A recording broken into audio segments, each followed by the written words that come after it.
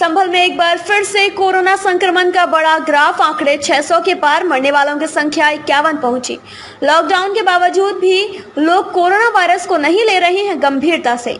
कुछ जगहों पर लोग एक जगह भीड़ इकट्ठा कर देखे गए। बढ़ते मामलों को लेकर मुख्य चिकित्सा अधिकारी अजय सक्सेना से उत्तर प्रदेश न्यूज ने खास बातचीत की।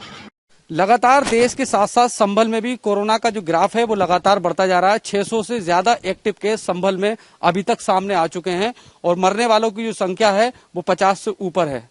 लगातार किस तरह से कोरोना अपना कहर संभल के अंदर बरपा रहा है और स्वास्थ्य विभाग की क्या तैयारियां हैं इस संक्रमण से निपटने के लिए, हमारे साथ हैं इस समय बात करने के लिए मौजूद संभल के मुख्य चिकित्सा अधिकारी अजय सक्सेना जी। उनसे ही जानेंगे किस तरह से इस बीमारी से आगे निपटा जाएगा और केसों को बढ़ने में रोका जाएगा। सर, किस तरह से तैयारी है इस बार? देखिए, कोरोना से निपटने के लिए हमारे जनपद में जो है हमने 20 जो है आरआरटी टीम्स बनाई है और लोगों की टेस्टिंग की जा रही है। एंटीजन आरटीपीसीआर हो रहा है। पॉजिटिव पाए जाने पे जो है अगर वो एसिम्टोमेटिक होते हैं, लक्षण नहीं है, तो उनको हम हमारे यहाँ कैला देवी में आइसोलेट कर लेते हैं।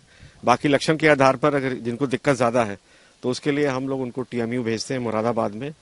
बाकी दवाइयों की प्रचुर मात्रा में उपलब्धता है और हम एक जो है कहते हैं L2 लेवल का अस्पताल नरौली में जो है शुरू करने जा रहे हैं। वो काम प्रगति पे है और शीघ्र ही हम जो है कहते हैं उसको पूरा कर लेंगे, ताकि सबसे पहले हम जो है उस मरीज को अपने यहाँ रख सकें और गंभीर होने पे उसको फिर हम आगे, क्योंकि जो बड़े अस्पताल पे उन पे भी बहुत ज्यादा लोड है और कई कई जिलों का लोड है।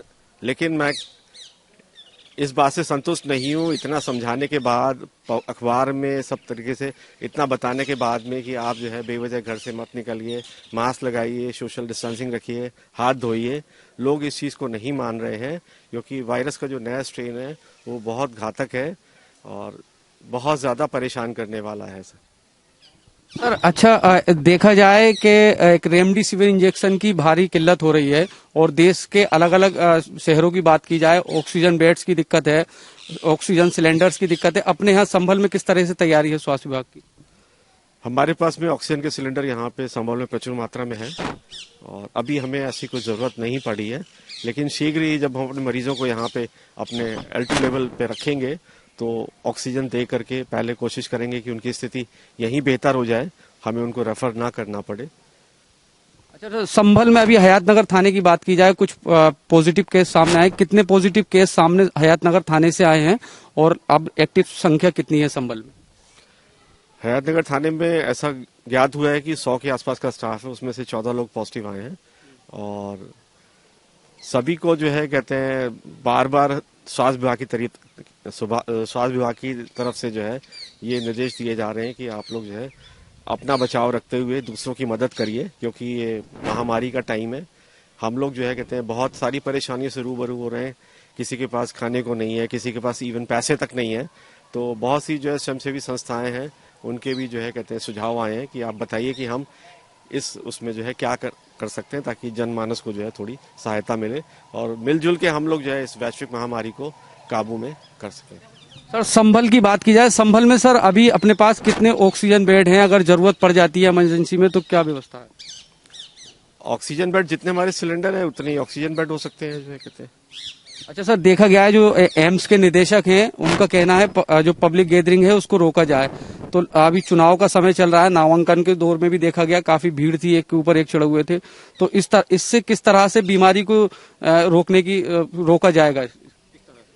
देखिए, स्वास्थ्य विभाग सुझाव दे सकता है ना, करना लोगों के हाथ में है। सुरक्षा जो है अपने हाथ में, खुद बचाव खुद करें और अगर ऐसा नहीं करते हैं तो कहीं ना कहीं हो सकता है कि जो है उनको परेशानी उठानी पड़े। और बाकी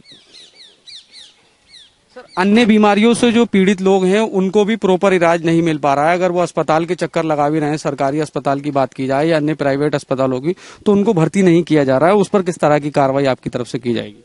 देखिए, ऊपर से दिशा निर्देश है, कभी भी कोई अस्पताल में कोई मरीज आता है, अगर वो इन्फेक्टेड होता है तो वो जो है इन्फेक्शन फैला के चला जाता है। हमारे बैजोई अस्पताल में भी जो है 7 लोग जो है संक्रमित हुए हैं।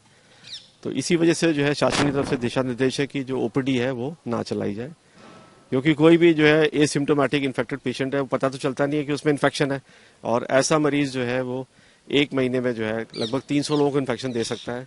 इसी तरीके से इन्फेक्शन जो है, संक्रमण जो है वो एक व्यक्ति से दूसरे में तीसरे में, चौथे में इस तरीके से फैलता चला जाता है।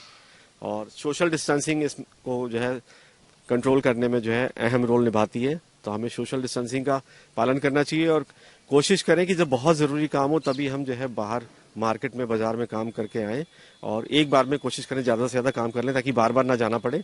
घर पे बच्चों और बुजुर्ग लोगों का विशेष तौर से ख्याल रखें, क्योंकि जो वायरस का स्ट्रेन है वो बहुत घातक है, तो उनको हमें बचा के रखना है। हम सब स्वस्थ रहें और एकजुट होकर के इस बीमारी से लड़ें और उसको जो है कंट्रोल में करें। Thank you sir. L2 जो नरोली है अपना, वो कब तक चालू हो जाएगा? वहाँ पे सेंट्रल पाइपलाइन ऑक्सीजन की अभी नहीं है, उसकी बात चल रही है।